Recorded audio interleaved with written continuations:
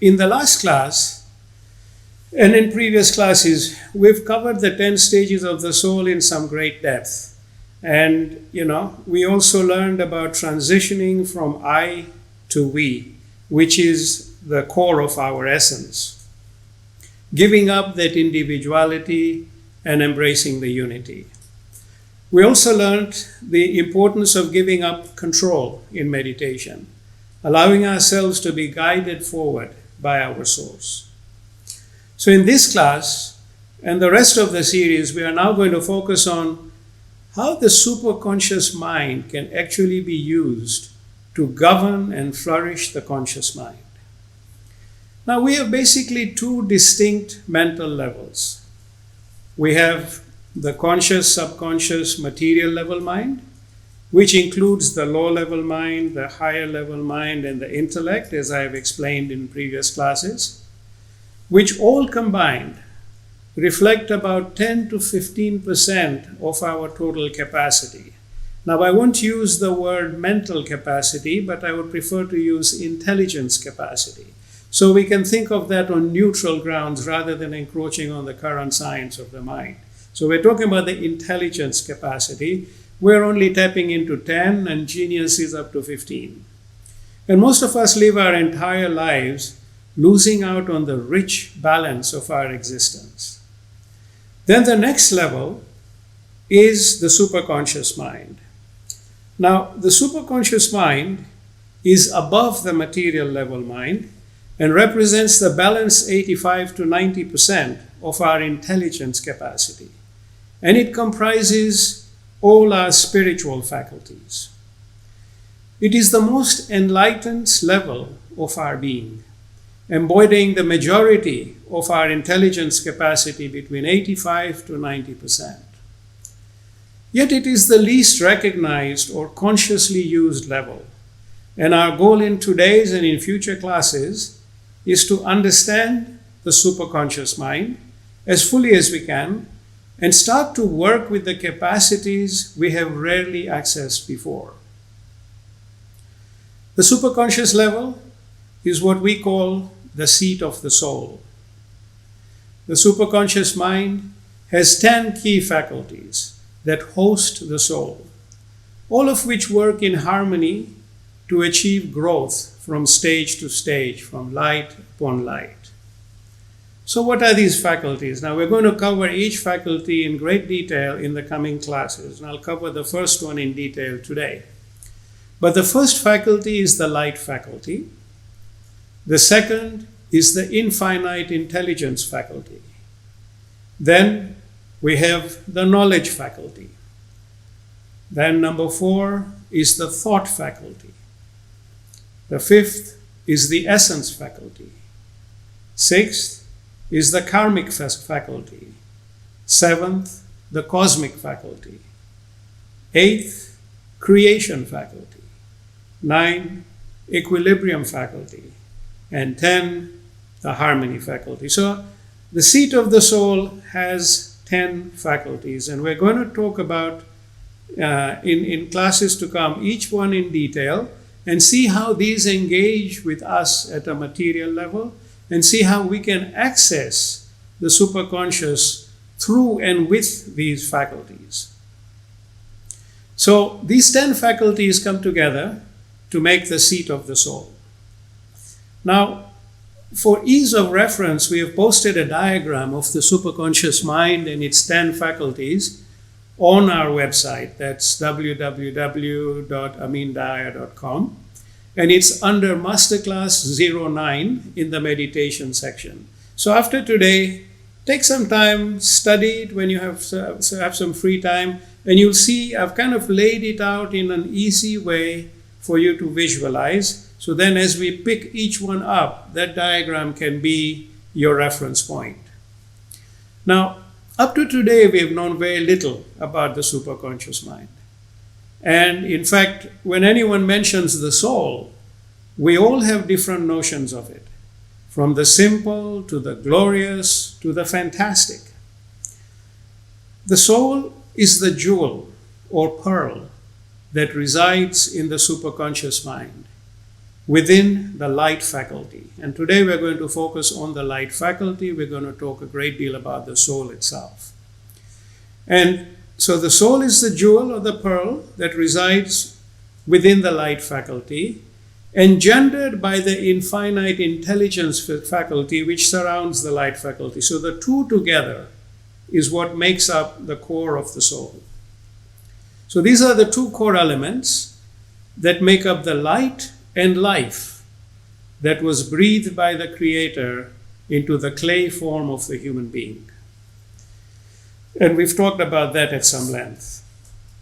Hence, the light faculty and infinite intelligence are the source of the life force or the life energy that flows through us and flows through everything else, which is what connects us with all creation, connects us with each other, makes us oneness. And this is why when we learned about the linkage word in meditation, I did say that if you don't have a linkage word already, then choose one that you truly believe as being the name of your source. Now, the power of that belief of yours causes the essence faculty to open up and enable your linkage word to resonate directly with the light faculty and the infinite intelligence, which is your soul. Because it too carries the name of your Creator. So the name of your Creator that you are focusing on, or the attribute, is also very, very much the same name and attribute as described within your own soul. So that belief is very important because it opens faculties. And this is where, as we talk further about using the superconscious mind, we're going to see how certain types of thoughts open huge doors for us and others close them. So we're going to be able to learn to live an enlightened life smartly based on more understanding of 85% of our intelligence capacity. So when you focus on your linkage word, it enables you to call out to your soul and connect with it. And this is where spiritual growth comes from. Now, your linkage word is not calling out to something above, below, sideways. It's non-directional. Your linkage word, what you're calling out for, calling out to, is your Creator, which is everywhere. Even the light of your soul, the life force, is everywhere. So when we call out that linkage word, we are reaching to our own selves. And the linkage word opens access to the superconscious mind so that you seek the light that resides in your soul, the light from where your life energy comes. So it's all within us. And this is why many schools of thought talk about meditation as being a process where you connect with yourself. Now, in linkage, we are seeking that connection and unification with the soul. And then through it, venturing further to achieve union with the Creator. So you can see that through linkage, when you're fully engaged with your soul, and through that engagement, through that linkage, you are then venturing through all the 10 stages. It's very powerful than trying to practice linkage without understanding how all these things align. You align with your higher self to carry yourself forward. So it's a very precious, very powerful, very humble process. And the rising to the stages, we've covered the 10 stages of the ascension in previous classes. And now then we will discuss the role of how we can best use the linkage word in more detail in the coming classes. How it resonates, how we work with it. And as you begin to recognize how the 8 balanced faculties outside of the light and intelligence, infinite intelligence faculties, how they work with us to progress us in that direction. And after recognizing the light and infinite intelligence faculties, these balanced 8 faculties are all connected with and serve the soul in specific and united ways. You can imagine them as being the multifaceted shell of the oyster, within which the pearl is hosted. a very, very powerful shell indeed. And these faculties engage intimately with the intellect and the material level mind throughout our life's journey, but we do not know we are interacting. Now, when we learn about them, we can consciously start interacting, but they engage with us intimately. And they do that in order to maximize the richness of our material experience and spiritual growth. They are our sources of inspiration, healing, learning, direction, wisdom, and a lot more. Those are coming from the superconscious level. And it fertilizes the conscious level. It inspires the conscious level in both essence and form. And our goal in the coming classes is to learn about each faculty and what it does, how it impacts us, how can we use it to maximize the value of each moment of our lives. We will seek to learn to recognize the role of each faculty in the seat of the soul itself. And I'm looking forward to the prospect of us all learning to live in our superconscious mind rather than only in our material mind. Being available in both is so much more powerful, so much more clarity, so much more wisdom, and we will be able to, rather than live a life of intelligence, we will be able to live a life of enlightenment. Same journey. Now let's try and understand the concept of the faculties. What is a faculty? It is a sphere of capability and influence that serves a specifically designated purpose. So each faculty has a purpose. And we can think of each of the 10 faculties of the superconscious mind as a group of interconnected circles. So when you look at that diagram, you will see how these circles come together. The main core circle is that of light, which is the soul, which is the light faculty. So that is at the core. And around it is the infinite intelligence faculty. So the two together make up the soul, the pearl. The rest of the faculties make up the oyster shell. And all the circles intersect one another and with the light faculty through the infinite intelligence faculty. So there's so much harmony, there's so much connection between them all. We have been blessed with an amazing superconsciousness. And our goal, as we achieve spiritual growth, is for all the circles to merge and dissolve into one core circle, the light faculty. All faculties must ultimately disappear into the light faculty. And this is the point, this is the stage of final accomplishment of the soul as it enters the door of light, as we discussed in the 10 stages. This is the end of the journey of the soul. So at the end of the journey, the light itself, the soul and its infinite intelligence, faculties are not needed anymore. They've all collapsed into that one because you have achieved ultimate knowledge. There's no more growing to do. And then you merge with your Creator. So that's the end of the journey of the soul. And we have to think of this as an endpoint we should be aiming for. But until then, the superconscious mind can be thought of as imperfect and incomplete. Just like when we started the 10 stages of the soul, we start as imperfect and we become perfect. Our superconscious mind goes through the same process with us. Our soul grows with that process too. Just like the ray of the sun, which starts with less light than its source, and then it goes brighter and brighter with knowledge until it cannot be told apart from its source. So our soul embodies the light of this ray, which seeks to become brighter and brighter until it completes its journey and merges into its source. To this day, most of us have never considered our soul as being imperfect because we have grown up thinking it is perfect. Well, at one level, we cannot forget that it is of a very high origin, which makes it divine in nature and therefore well above our material consciousness. This makes it truly worthy of our respect and reverence. But on the other hand, it is on a journey of gaining perfection. And in our lifetime, we should all make it a priority to nurture the soul and help it rise to total perfection. This will become simpler as we begin to understand the dynamics between the conscious material mind and the superconscious mind.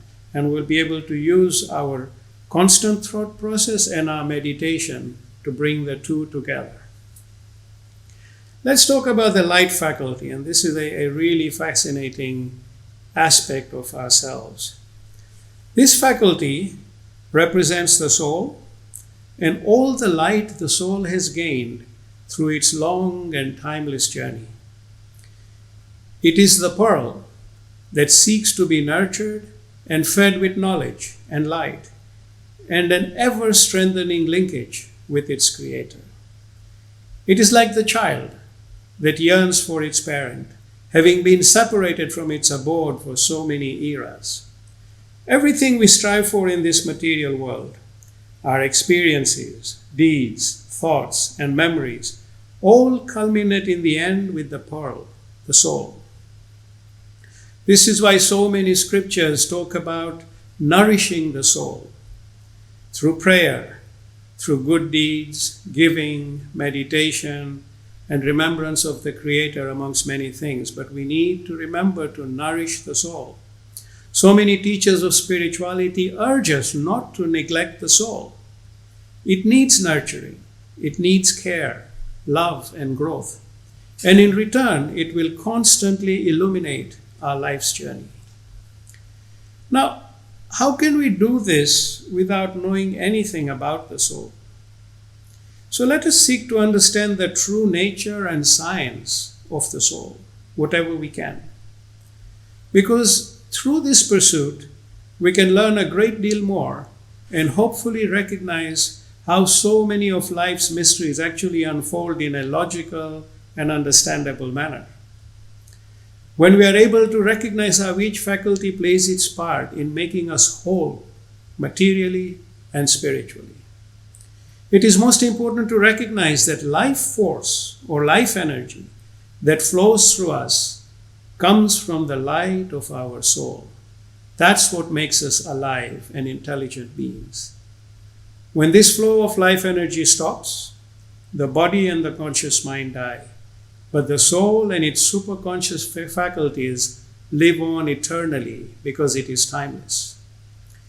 Like Sri Krishna says in the Bhagavad Gita, and I paraphrase, it simply flows into the wind like a light, subtle scent. What a lovely way to put it. Light, subtle scent. So when we leave this world, we take nothing with us except our superconscious mind, which is our only true eternal asset. So let's work on cultivating and growing this asset in this lifetime. Now let's take a few moments and focus on the soul itself. Where did it originate from? Why is it on a journey?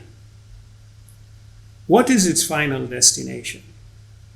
How does its journey add to its destination? These are all important questions to contemplate. Many wonder, what does the soul look like? How can we perceive it? How can we connect with it? Aren't we already connected with it? After all, isn't the soul the real us and our material world the illusion? How can we come to recognize this in reality? We have heard about it. These are questions asked by humanity over its entire history. Mysticism has always been a fascinating and intriguing subject that has captivated the human conscious mind. And everyone thinks of mysticism. And when you get into that mystical thought, you begin to ask questions like these. You begin to seek answers. Now, these questions do not have straightforward linear answers, but we can try to reach the answer through deeper contemplation and meditation. Let's look at the first question. Where did the soul originate from? Now, there is ample knowledge revealed from the oldest to the newest scriptures, which suggests that it comes from one source, the Creator. And scientific and intellectual inquiry also can only go so far until you reach the unexplainable. From a non-religious perspective, the unexplainable can be thought of as the origin. So as you go down this line of questioning, you reach a point beyond which there's something higher, something greater. And many say that the unexplainable is nature. And while it's a good potential answer, several scriptures say that nature fosters life in this world, but the Creator is the seed-giving Father to nature. So the driving force even behind nature is something higher, the Creator. Everything culminates there. Now, what do we understand by nature? Only as much as our three-dimensional eyes can perceive. But does nature extend beyond everything we see, feel, and touch? Beyond the conscious reality we know? I would say, why not? Science proposed the atom, and then as deeper research and inquiry progressed, more subparticles were found. And it still remains an endless search with endless discoveries, each one explaining a little more of its predecessor. We haven't found a terminal point. We haven't found the answer. We're still scratching the surface. On the same basis, I don't think our understanding of nature is anywhere near complete until we are able to know nature beyond the physical forms we see. And how does one do that? One way is by living in oneness and constantly seeking to see the extraordinary in the ordinary. We started this learning in the 4th class with oneness, and we will keep building on this understanding because it is a key to higher discovery, the whole concept of oneness, the practice of consciously living 24/7 with an awareness of our Creator being present in everything. And so while we live in this material dimension, governed by time, motion, and change, temporary as it may be, it is of greatest value to our soul. This life, this material journey is of greatest value to the soul because this is its opportunity to grow the most. Then we say, well, how can we perceive the soul? Certainly the 2 eyes in our head are not the answer because they limit us to 3 dimensions, length, width, and height. That's all we can see. These eyes serve a perfect purpose for us in the material world. But to see more, we need to look from a different level. Let's revisit the parable of light for a few moments and see what it has to suggest on this matter. So the parable of the light of the Creator, is as if there is a niche, and in the niche, a lamp. The lamp covered with glass. The glass shines like a brilliant star, lit by the oil of the sacred tree, the olive, neither of the east nor of the west. This oil is luminous, even though fire has scarcely touched it. Light upon light does the Creator guide unto his light those who he wills. Now, I've explained this parable in detail, so I won't go through it all again, except we will focus on the first few statements of this parable, which gives us some more answers to consider, more than we've thought of before. So the parable of the light of the Creator is as if there is a niche. And what is the niche? And as I explained, the niche is in the center of the forehead. It is the hollow in the center of your forehead, which is where our connection with our Creator lies. The spiritual umbilical cord starts here. Flow of life energy starts from here. So this is the niche. But this is the third eye, which can see well beyond 3 dimensions. In the niche, a lamp. Why lamp?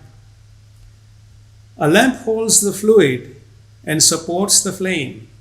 It is synonymous with the eternal flame of the Creator. But the lamp is also what resides in the light and infinite intelligence faculties. The lamp resides there, the soul, which embodies the sacred oil that is luminous. It gets brighter and brighter, stage upon stage, light upon light, as the parable says. So the lamp is really inferring to the soul. Now, why glass?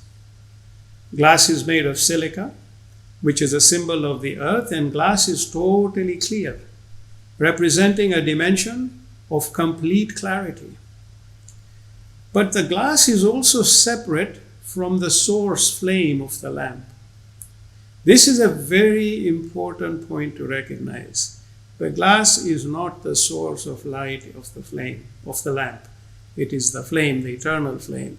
It is the oil in the soul, the luminous oil. That's where the light comes from. But now, let's think of the glass. Because just like our material eyes has its own lens, let us think of the glass of the lamp as the lens of the third eye. Pure clarity, infinite vision. And behind the glass is the seer, which is the soul, which carries the luminous oil.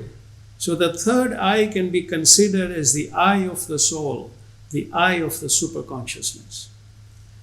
Now we need to learn more about how we can seek to use this eye, especially if we want to perceive more about the soul and its nature.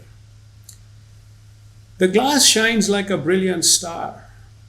Remember, knowledge is light. So the shining of the glass is synonymous with the light of knowledge. As we gain knowledge, the brighter this lamp shines, because the brighter the soul becomes. Our soul becomes. But we must not confuse the third eye as having the same structure as our two material eyes. It is very different. We can consider the third eye as being radiance. Radiance that can see through radiance and everything within it. Radiance that can see through radiance and everything within it. This is, now we're talking about the vision of the third eye. And just like in the third stage of the soul, represented by the grandfather clock, we perceive the unseen by placing the vantage point of our eyes in the crystal clear water. Then the water became unseen. That was a material stage, hence our visual medium was water. The third eye is timeless, and so the light is in the timeless, and it is synonymous with the water in the third stage. Your eyes saw through water, making the water unseen. The third eye sees with and through light. So it is imperative for us to understand and learn how to harness this. Let me put it in a simpler form. The conscious mind has two eyes that see in three dimensions and serves us perfectly in this material world. Interestingly enough, our material eyes also have two deeper niches in our head, and the third eye has its own niche. Now, the superconscious mind, which is the seat of the soul, also has its eye. The third eye which sees everything, in all dimensions and forms, limitless vision in a timeless state. It is eternal. Now, learning to engage our superconscious mind fully and with all its faculties will help us take steps towards accessing this very important vision of the third eye. It can be accessed. Now, let's come back to the questions about the soul, because now you're seeing the soul vis-a-vis the lamp and the luminous oil in it. You're seeing the soil vis-a-vis the lens of the third eye. That parable of the light of the Creator is fascinating. As you go deep into it, it just goes on and on and on like an ocean of knowledge. And we will seek to continue to do this. So we come back to the questions about the soul. Where did it originate from? We addressed that, but let's go a bit further now. Why is it on its journey? What is its final destination? How does its journey add to the destination? Now, the best analogy I can offer for you to consider is that of the sun and its energy. Let us look at the opposite of the sun's energy, which is nuclear fission in our world. It is derived from fission. One particle breaks into two, two breaks into four, four into 16, and a long chain of dissociation giving off nuclear energy. It is the energy of dissociation, breaking up, scattering, very much like our world of ever-increasing entropy. I hope you remember those classes at school. But the sun is different. It has infinitely more power than nuclear fission. But it is derived from fusion, not from breakup, from fusion, from unity, where all particles of matter, seen and unseen, and all forms of energy come together, they fuse together back in the sun, giving off its brilliant light that lights up our world. These particles originated from the cosmos and then merge back into the sun, giving off massive energy in the process. So if we just think of the way the energy of the sun works, fusion, particles coming together, adding to the energy. So as we understand, fusion energy is so powerful that in our world, it cannot even be controlled because it gives off so much energy. Our science hasn't reached that level of development. Now, so if the sun embodies the energy of unity, let's draw some basic parallels here. And remember, I'm oversimplifying the concept, so we can start to grasp the process as related to the journey of the soul. The true explanation is much deeper and something you will discover in meditation. We all can seek to discover. But for simplicity, the soul emerges from its source. It gains light on its journey and then returns to the source with the same brightness as its source. Think of it as a spiritual level fusion, just as the sun's energy is particulate cosmic level fusion. This is spiritual level fusion. Now think how powerful this process can be. We only know a little bit about the power of the sun and know that unleashing this type of energy in our world is just not feasible with today's science because we could never control it. It's way too powerful, and hence we need more research. Now extrapolate the basic concept to spiritual level fusion and the possibilities become endless. Now remember, the source of the soul is infinite and the light of the soul is derived from it. So the journey of the soul is adding to the infinite in an immeasurable way. Now let's build this analogy further. So you get the sun, fusion, you get the notion of the soul from its source and spiritual fusion. In the sun's fusion, immense energy is created. In the fusion of the soul back with its source, again, the power is limitless. Now we take this analogy one step further. All scriptures say that God is love. Schools of nature say God is love. What is love in this context?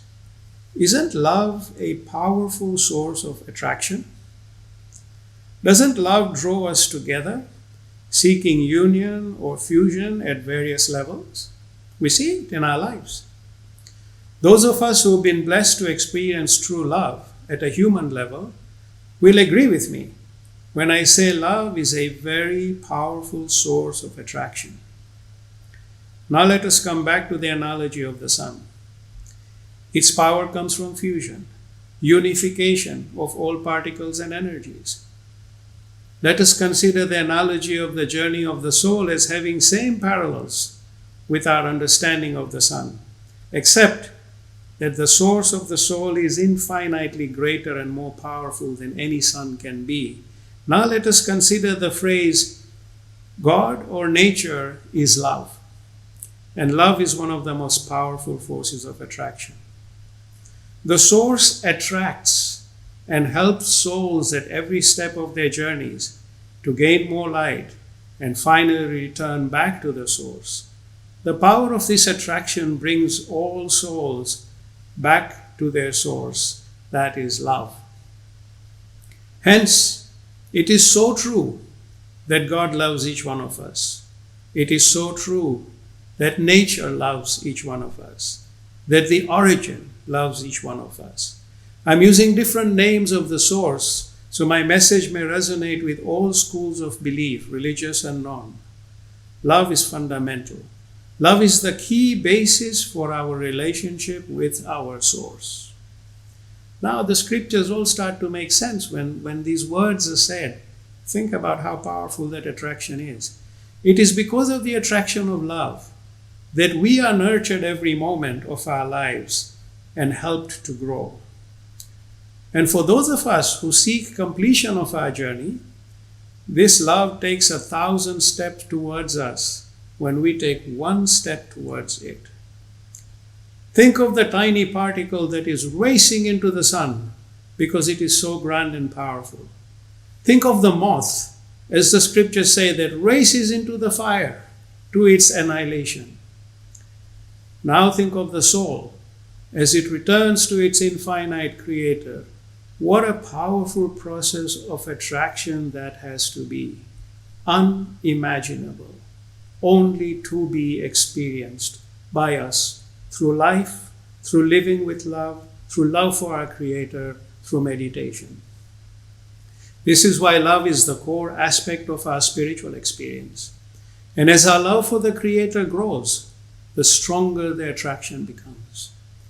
Those of us who have had spiritual experience will know that when we become overjoyed with the power of love that touches us, making us cry with tears of joy uncontrollably.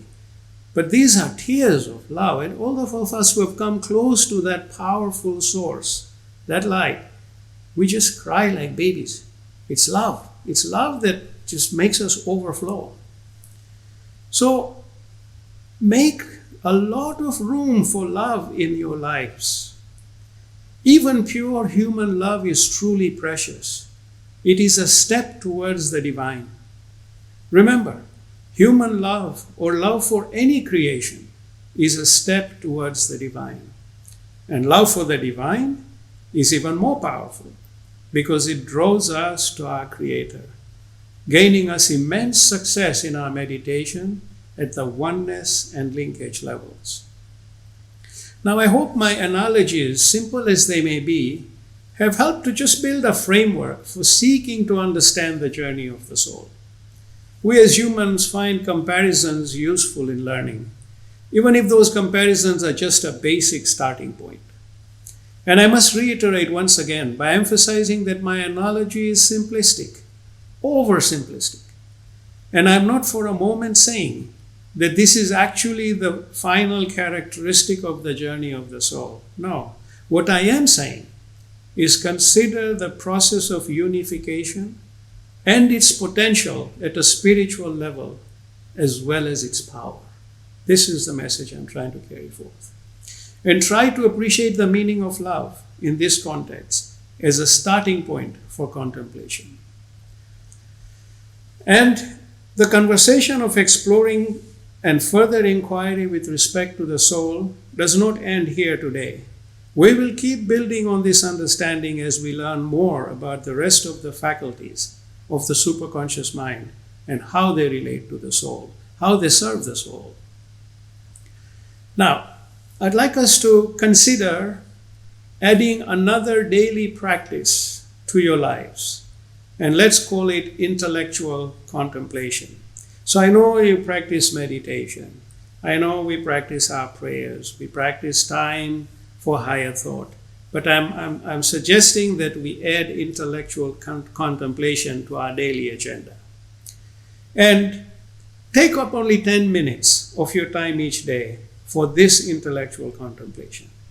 This is different to meditation in some ways and comparable in others. Meditation techniques that I've shared in previous classes of stillness and clarity and detachment, they all help establish a peaceful and mentally clear state of being in the material world. So these techniques can be very helpful in our daily material lives because it gives us stillness, it gives us clarity, When we practice detachment, we live completely in the present. So it adds a lot of richness even to our daily material lives.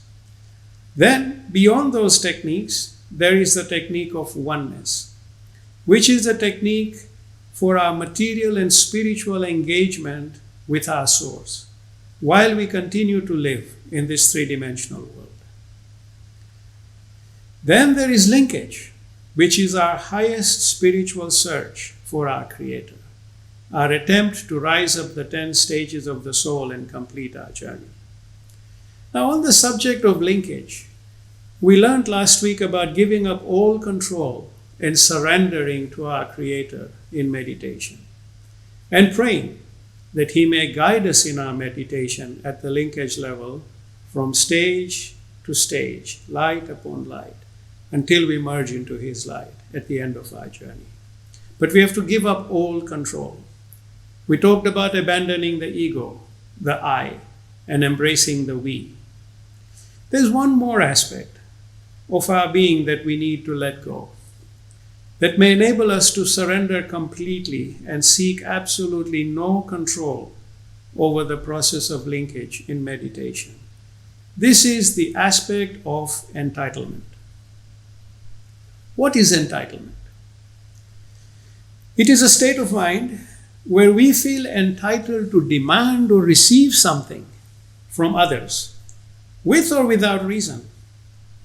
It is the unhealthiest form of expectation. A very simplistic example. Children feel entitled to the wealth of their parents and grandparents. For example, I give you an example of a young girl in her mid-20s who felt that she was entitled to her aging grandmother's house after she passed away. So she said to her parents that this house should be mine. And her parents asked her, when was it the last time you visited grandma's home in the past 10 years? What have you done to help in its upkeep? How much did you contribute towards the purchase? The answers were 0 upon 0 upon 0. So what makes you feel you are entitled to anything? Good question. But a lot of us feel entitled about so many things that defy logic. Here's another example. Two friends, let's call them Sam and Imran, so we stay away from actual people. Sam and Imran, who played together during childhood. Sam went ahead and spent a lot of his energies on education and worked extremely hard to build his business. He had lots of employees. And then his friend Imran, who was jobless, asked him for help, and Sam gave him a job. No sooner did Imran start work, he had a sense of entitlement to everything because the company belonged to his friend. To the extent that 3 years later, he had the audacity to ask for a share in Sam's company, something none of the employees, even more senior than him, had ever aspired to. Shocked, Sam asked Imran, how long or how much capital have you invested in this business? 0. Have you received fair salary for your job? Yes. Have you labored 20 years for this company to become what it is? No. So what entitles you to anything other than what you have already received for your work? Nothing. Of course, he fired Imran, who then spent years feeling betrayed by his friend. Does any of this make any sense? He felt his friend betrayed him, yet it was his entitlement that led to a collapse of that relationship. But this happens all the time between friends, people who go to the same church, family, parents, children. We all feel entitled in some way, shape, or form. We all do. But entitlement is the source of a lot of unhappiness and conflict in our world. And it is time to do some soul searching of how each one of us feels entitled and to what. And most importantly, why. Now, bringing any sense of entitlement in our spiritual search is a no-no. We are entitled to nothing. So let's be humble enough to recognize that progress, success, or even the experience of the journey is not our entitlement. It is the blessing of the Creator. So in linkage, give up all control, be 100% humble, and completely free of any entitlement. Today, when we practice our meditation and get to linkage, remember, let go all control. Be completely humble, like the speck of dust that is under the shoe of your Creator, and free yourself of any entitlement with respect to that journey, with respect to that search, with respect to what you wish to discover, because you can only pray to discover it. You are not entitled to it. And I'm adding this here today because the whole freedom from entitlement becomes very important when we engage with certain faculties, especially the karmic one. And I'm going to dedicate a whole class to the karmic faculty. But before we get to learning about it, please purge all senses of entitlement from your being, materially and spiritually. It will bring you so much peace. You are entitled to nothing, just grateful for everything. Now, coming back to opening the curtain between the conscious material mind and our superconscious mind. So the two are together. And we want to open that curtain so that there is free flow between the two and we can live an enriched life with both. Here I wish to add another dimension that I hope you will find enriching, which is the intellectual contemplation. Before I went talking about entitlement, but I remembered I had to tell you about it. Let's look at intellectual contemplation. This contemplation involves an intellectual search within yourself, an intellectual conversation with yourself. And please dedicate 10 minutes each day, whenever convenient, when you can switch off your mind for 10 minutes, just to focus on a specific concept. For example, when I sought the meaning of the parable of light, of the lamp, and it took me 18 years, for all those years, I did spend long periods of contemplation on that subject, debating each word within myself, within my intellect. And then, after a deep intellectual conversation with myself, I took this contemplation higher into my spiritual meditation next and focused on it at that level as well, until I was blessed with its meaning, which resonated with my mind as a scientist. And then I was happy to share that with you in the hope that it would inspire you to seek your own interpretation. You can pick any verse of the scripture of your choice, or any spiritually inspiring phrases from whatever school of thought you ascribe to, and contemplate them until you are satisfied with their meaning, and then go on to the next one. You can contemplate at home, or when traveling, or whenever you have the head space to have a deeper and enriching conversation with yourself, your intellect. Your intellect misses these conversations dearly, let me assure you. Your intellect will love this process and reward you for it by opening up more and more channels of inspiration. The more you knock on its door, the more it opens. Some of us have lived our lives conversing with the I and the ego. The poor intellect has only been allowed into our head space occasionally. Let's change that.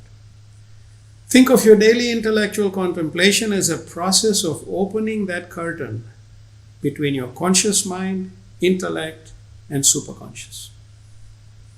Why am I suggesting this to you today? Understanding the 10 faculties of the superconscious mind will require such contemplation on your part. This process of contemplation will awaken your intellect and open it up so that you can access the superconscious faculties. I will try to share with you ample food for thought in each class, on each faculty, but then you will be able to gain the most by contemplating that food for thought. That you have to do. It will build your mind and your intellect in amazing ways to absorb and digest more and more deeper knowledge as it comes your way, as you will be blessed. Now let me leave you with a contemplation on life and the soul. It is a vision I was inspired to see many years ago. And it happened in the early hours of the morning at 3 a.m. and it was loaded with spiritual wisdom. I wrote it down and right after referred to it as the secret of life. And I began to contemplate it and try to seek out its meaning. Now I won't share my understanding of it with you today because I would like you to find your own interpretations. It is a great one to start off your daily intellectual contemplations because it really challenges you. And if you promise to contemplate on this every day for the coming week, I will be happy to share my understanding of it in next week's class as more food for thought. And remember, I'll share what my understanding is, but then you could just take that and you could have done your own contemplating and maybe by then you already developed your own understanding even better. But what I need you to do is to start digging in your roots of contemplation. And I hope you're going to love the process. Now let's go through the vision that I saw. So the vision is that I am in deep sleep and I am woken up by the sound of a droplet of water that keeps falling over and over again onto the silver moonlit surface of a pond. The sound of its precise regular dripping gets louder and louder. And as I watch more closely, I notice that this single droplet falls onto the pond and bounces right back up again. Then it falls again and bounces again, continuously. The strange part is that this droplet does not merge into the water, as one would expect. It is a droplet with an identity of its own, which it continues to maintain. Then I doze off to sleep again, and when I open my eyes a few more moments later, I see many droplets have now started to fall onto the pond, and yet none of them merge into the silver-colored water. They all continue to bounce endlessly, with each droplet maintaining its identity. There are no clouds in the dark sky above, so this is not rain falling from the sky. These are just droplets bouncing off the water constantly. And I cannot understand what this means, so I seek more clarity. And then in the midst of the dark sky, a powerful ray of light beams down onto the pond, turning its color from silver to golden. The droplets are now lit up too, and the picture becomes clearer. The thousands of droplets continue to fall and bounce off the water. But now, I notice that as soon as each droplet bounces off the water, it divides itself into many smaller droplets. And no sooner has the division occurred, all the smaller droplets immediately return to the original size of the droplet. And all these droplets keep bouncing off the surface of the golden pond with complete regularity. Now that I've recognized what's happening here, the beam of light expands and becomes an umbrella of light, dispelling the full darkness of the sky. As I continue immersed in this light to watch the beautiful experience of the droplets. It's a beautiful vision. Now I'd like you to just close your eyes and let's walk through each step of this vision. And I'll make this vision available for you so you can read it in your own time. So close your eyes and imagine that I'm in deep sleep, you're in deep sleep, and you're woken up by the sound of a droplet of water bouncing continuously over and over again onto the silver moonlit surface of a pond. See the droplets, see the bouncing.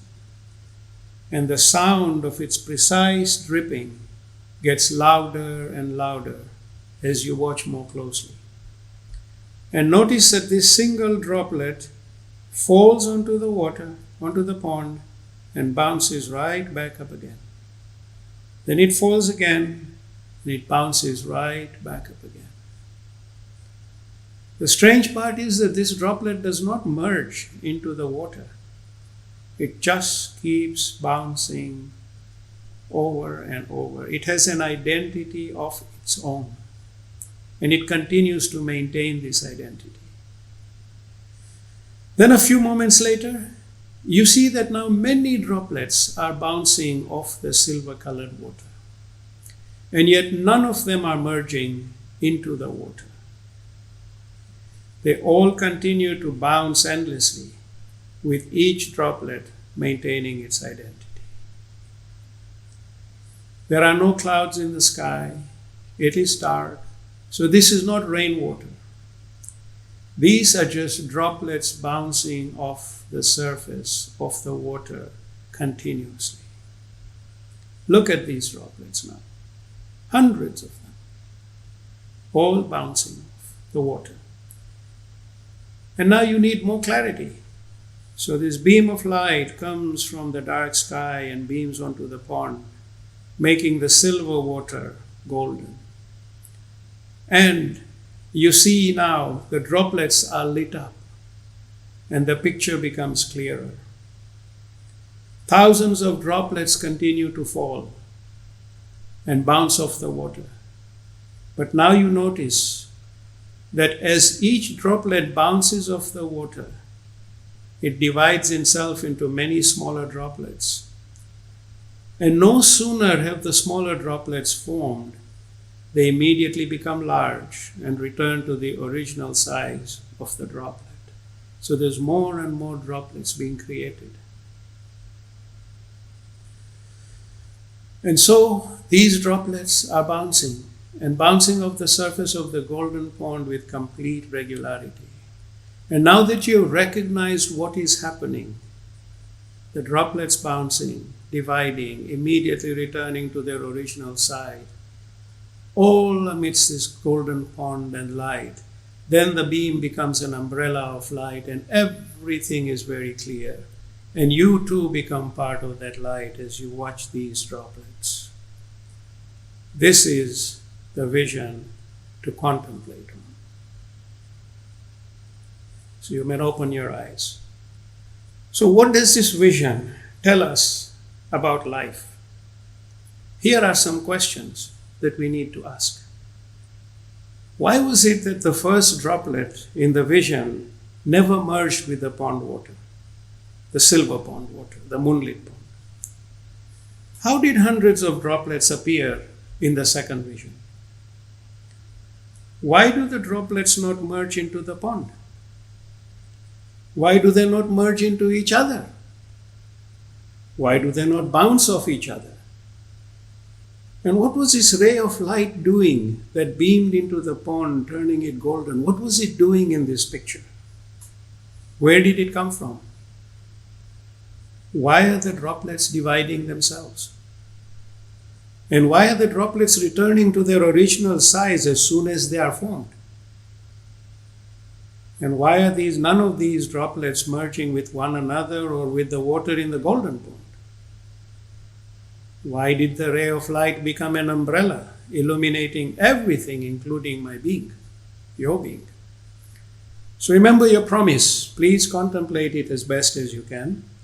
We have already posted the text of this vision on our website at amyndahya.com in the meditation section under Masterclass 9. So please go, you click a button and you read slowly through the vision and take your time and contemplate it.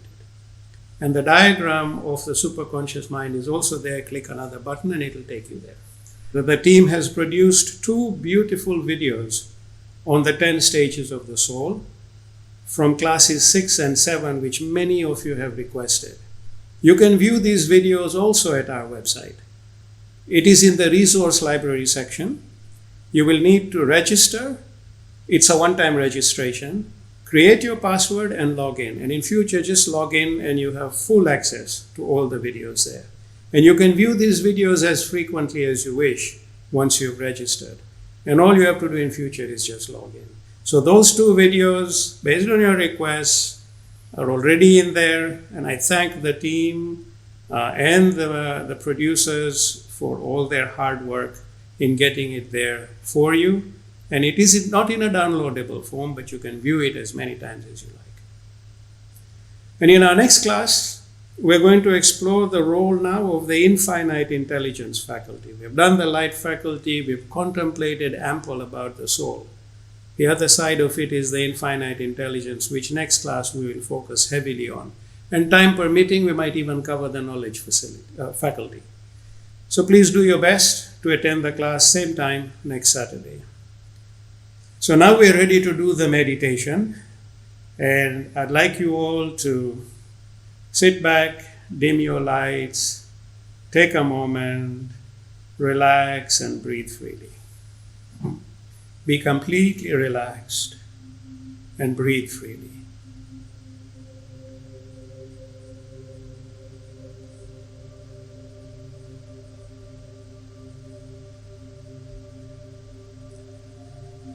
I'd like you to imagine that you are back at that beautiful still lake. The water is slightly choppy, but the beautiful lake with the blue skies, snow-capped mountains in the distance, lovely natural setting, sun shining, sparkling off the water.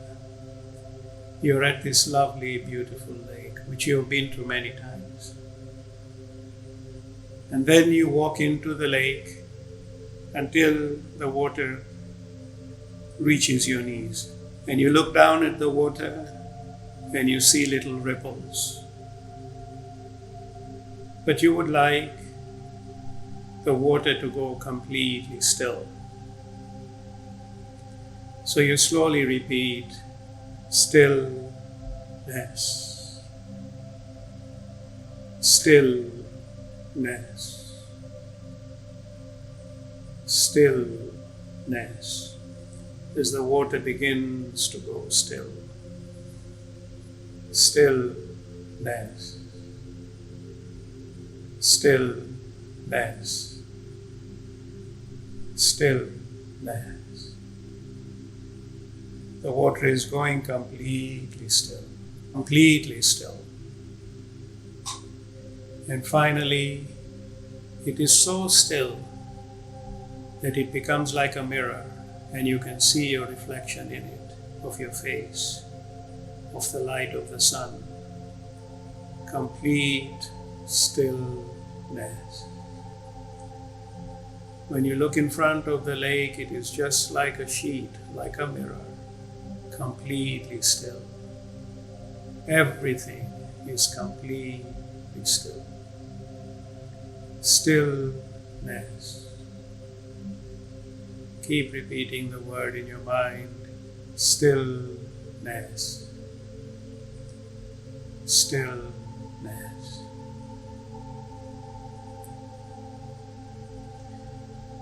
And then you walk away from the lake and you come to your house, which is a building with 2 floors and a terrace. And you enter the front door onto the ground floor, which is filled with people. It is the lower level mind you have. Filled with people, lots of noise, there's a party going on. Everybody is happy. But you are completely still. And you want everybody to go into stillness with you. And so you ask them all to be silent and sit down and repeat in their minds with you, stillness, stillness, stillness. And everything is completely silent. And you repeat silence, silence, silence, silence. You are in complete silence, in complete stillness. And then you climb up to the first floor of the house and walk into a large room with a big window that is open, looking out at the bright blue skies and trees in the distance. And next to the window is a table with 3 boxes, each box the size of a party balloon. And you take the first box, which says the world. You open it and take out a white balloon, which has the word on it, world. And you let it go out of the window. And it is held together by a cord which is in your hand. And as it starts floating away, the cord becomes tight. And you take your scissors of light, you look at the cord and you repeat, detach, detach, detach. And you cut the cord and let the world drift away from you. This is your material world with everything in it. Let it drift away towards the horizon. It will be there for you when you return. But for now, it must go. Detach, detach, detach. And the white balloon disappears into the horizon. And then you take the next box, which says the past. And you open it and you take out a green balloon, which has the word past written on it. And let it go. And when its string becomes tight, you look at the cord and repeat, detach, detach, detach. And you cut the cord and let the past drift away from you, all memories, everything. Let it drift away into the horizon. And then you take the third box, which says future, and you take out a yellow balloon which has the word future on it, and let it go. And when the cord is tight, repeat, detach, detach, detach, and cut that cord, and you've let the future and all its worries and anxieties go. All 3 balloons have disappeared into the horizon, the world, the past, and the future. And now you are in the pure present, pure present, pure present, your most powerful moment, the present. And you repeat, stillness, stillness, stillness. As you climb up the staircase to the door of the terrace, and when you push it open, you are greeted by a dark night sky filled with stars and a shining moon. And you stretch your arms open and seek to become one with everything, one with all the universes, one with all the creation. As you repeat, oneness, oneness, oneness.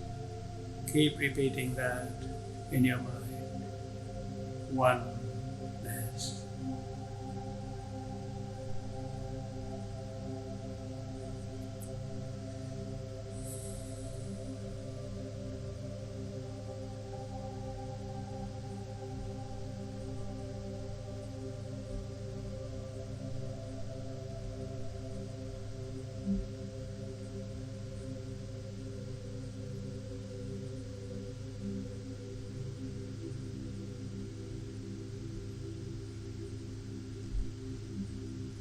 oneness, oneness, oneness. And then everything before you becomes light, light, light.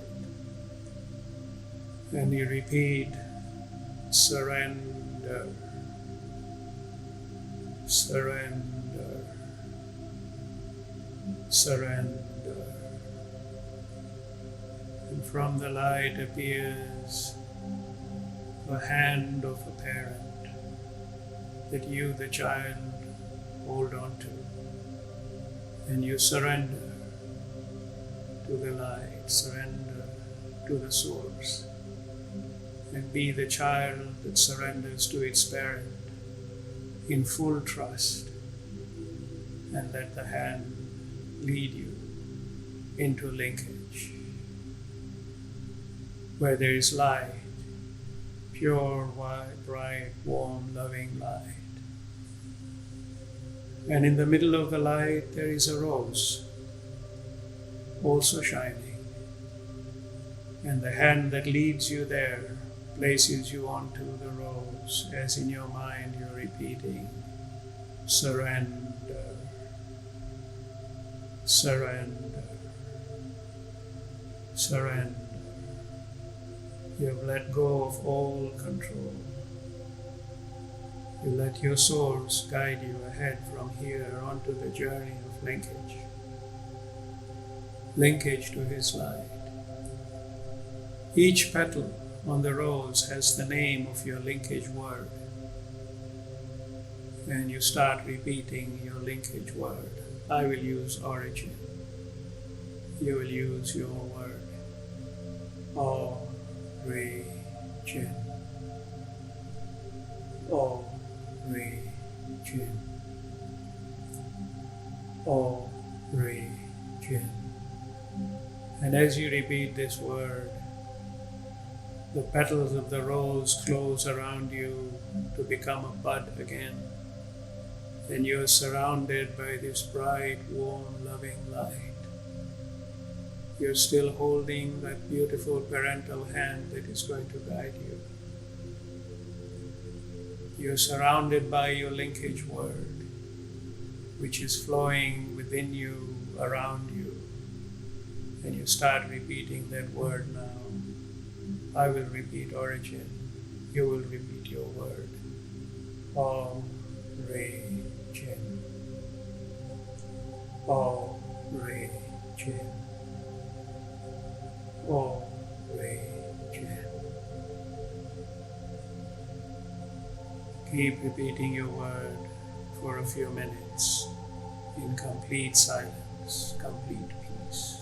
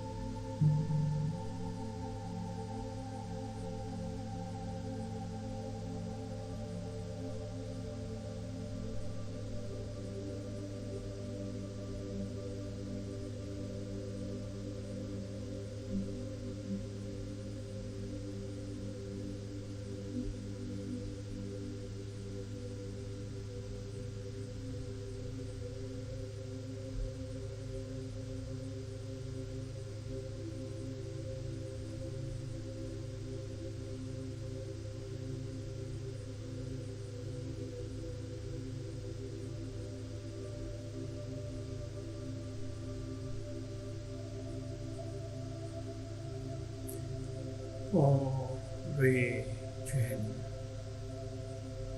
origin. Keep repeating your word for a couple of moments.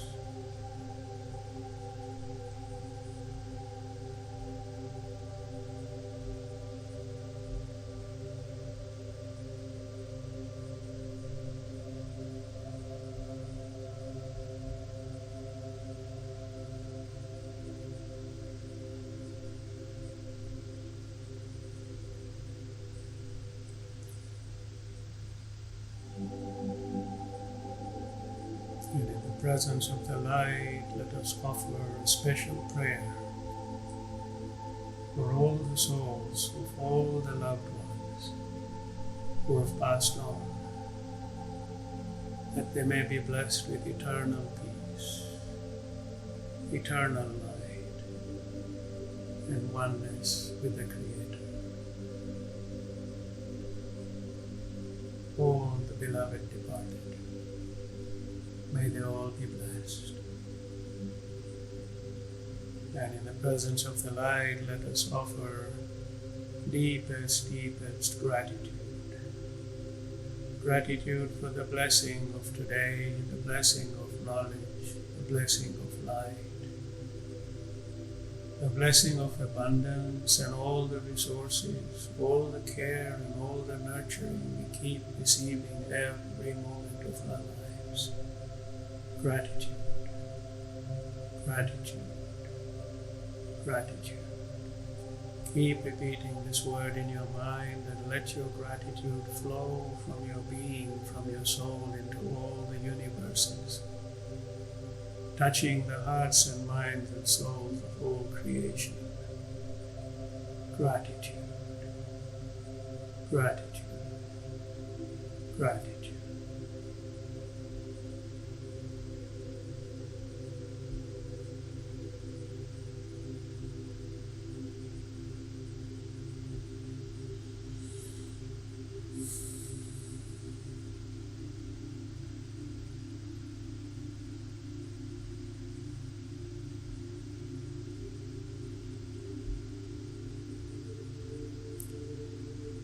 Gratitude, gratitude, gratitude. You may open your eyes when you're ready.